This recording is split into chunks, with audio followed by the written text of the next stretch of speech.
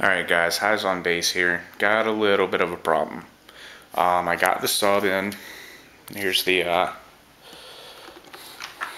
it's a PSI Reconed Super Konaki. There's the motor 18. You can see the sides have been milled out so I can get the actual mounting bolts and things like that down in there. And well, I got the sub hooked up. I spent a good bit of time making sure that the thing was aligned, everything was rolling right, everything was playing right, everything was mounted correctly.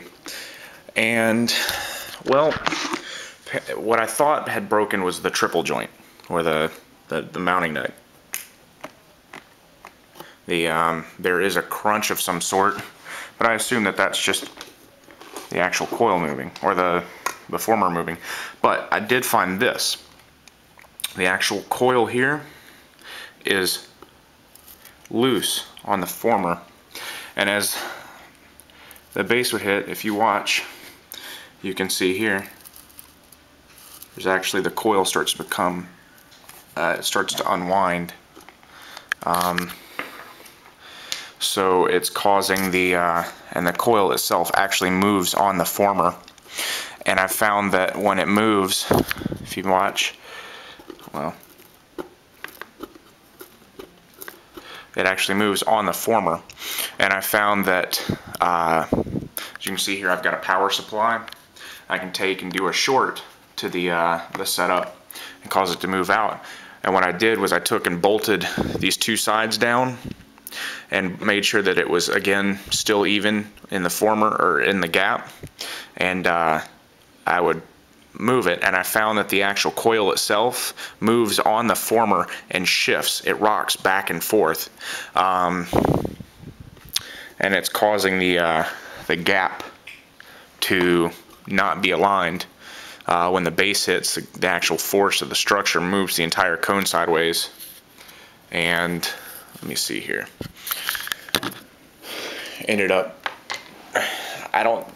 there's still one other problem, because this shouldn't even, I should get coil rub, the sound of coil rub, but when the base hits, it actually pops. It sounds like a landing is slapping against itself. But if you can see, there's some scarring on the coil. Now, I literally plugged the system up. I got the sub, put it together, put it in my truck, and it went bump click. The amp went into protect mode. I don't know whether it was because it shorted, or if that moved and it caused something to short out. I'm still looking to try to find exactly what's going on, but I mean, this thing is, you can hear it. It's grinding, and it's not right. So I've either got to work out a deal to get it rebuilt, because the coil itself isn't holding up.